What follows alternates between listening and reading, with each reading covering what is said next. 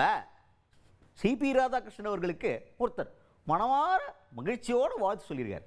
வாழ்த்து சொல்கிறது ஒன்றும் பிரச்சனை இல்லை, ஆனால் திமுக கூட்டணியிலேருந்துன்னு வாழ்த்து சொல்கிறது அங்கே தான் சிக்கலே.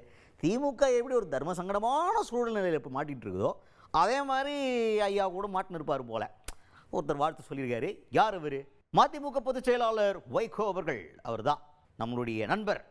அரசியலுக்கெல்லாம் அப்பாற்பட்டு சிபி ராதாகிருஷ்ணன் அவர்களை துணை குடியரசுத் தலைவர் வேட்பாளர் அறிவித்ததுக்கு நாங்கள் வாழ்த்துக்களை தெரிவிச்சுக்கிறோம் அப்படின்னு சொன்னார். எல்லாருக்கும் டக்குன்னு அப்பவே சாக்கு. என்ன இவர் பாஜகவுடைய வேட்பாளராக இருக்காரு, அவருக்கு இவர் வாழ்த்து சொல்லிக்கிட்டு இருக்காரு ஆக அப்படின்ற மாதிரி ஒரு டக்குன்னு எல்லாருக்கும் தோணுமா இல்லையா? அந்த மாதிரி தோணி அதெல்லாம் விட எல்லாரும் புருவத்தை அப்படி உயர்த்தி பார்த்துக்கிட்டு இருக்கிறாங்க. ஆனால் அவர் ரொம்ப கூலாக அரசியலுக்கு அப்பாற்பட்டு இது அரசியல் ரீதியாக அணுகாமல் ஒரு தமிழருக்கு கிடைச்சிருக்கக்கூடிய அங்கீகாரமாக பாருங்கள், அதுக்காக நாங்கள் சந்தோஷப்படுறோம், எங்களுடைய தோழருக்கு நாங்கள் வாழ்த்துக்களை சொல்கிறோம் அப்படின்னு சொல்லி வாழ்த்தை பதிவு பண்ணியிருக்காரு. Without taking a step backward. பச்சை காலம் பின்வாங்காமல் நான் வாழ்த்து சொல்கிறதாயா அப்படின்னு வாழ்த்து சொல்லி முடிச்சிருக்காரு வைகோ அவர்கள்.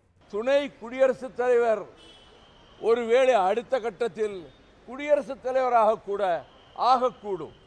எனவே கட்சி எல்லைகளை கடந்து நம் தாய் தமிழகத்தினுடைய ஒரு தமிழர், நல்ல பண்பாளர், கட்சி எல்லைகளை கடந்து அனைவரையும் மதிக்கக்கூடிய சிபிஆர் அவர்கள் துணை குடியரசுத் தலைவராக பொறுப்பேற்க இருப்பதை உணர்ந்து எங்கள் வாழ்த்துக்களை பாராட்டுக்களை மறுமலர்ச்சி திராவிட முன்னேற்றக் கழகத்தின் சார்பில் தெரிவித்துக் கொள்கிறேன். அதுக்கடுத்ததாக தான் நம்ம கேள்வி கேட்க வேண்டிய இடத்துக்கு வந்துட்டோம். என்ன சார், நீங்கள் திமுக கூட்டணி கூட இருக்கிறீங்க, இவருக்கு வாழ்த்து சொல்கிறீங்களே, ஒருவேளை திமுக கூட்டணினாலே இல்லைல்ல, அப்படிலாம் கிடையாது, இந்த வேட்பாளருக்கு நம்ம ஆதரவு கொடுக்க போகிறது கிடையாது, நம்ம தனியாக வேட்பாளர் வைக்க போகிறோம் அப்படின்னு இந்தியா கூட்டணியில் ஒரு முடிவு எடுத்துட்டாங்கன்னா அப்போ என்ன பண்ணுவீங்க அப்படின்னு ஒரு கேள்வி கேட்டாங்க.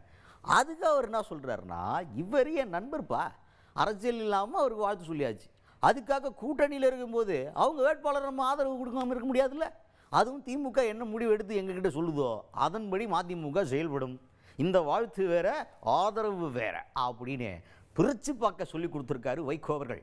அவர் அறிவிக்கப்பட்டதில் நான் மகிழ்ச்சி அடைந்தேன், வாழ்த்து சொன்னேன். இந்தியா கூட்டணி என்ன முடிவெடுத்து யாரை நிறுத்த போகிறார்கள், அங்கே போட்டி இருக்குமா என்று இது பற்றி நான் இப்பொழுது யூகமாக எதுவும் சொல்ல முடியாது.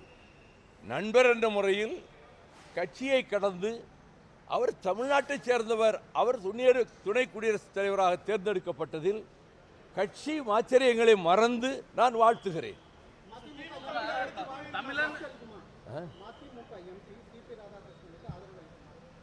அது இந்தியா கூட்டணியிலே அங்கம் வகிக்கின்ற தமிழகத்திலே தலைமை தாங்குகிற திராவிட முன்னேற்றக் கழகமும் தோழமை கட்சிகளும் அவர்கள் ஆலோசித்து முதலமைச்சர் மூலமாக அறிவிக்கின்ற அந்த அறிவிப்பின்படி மறுமலர்ச்சி திமுக நடந்து கொள்ளும்.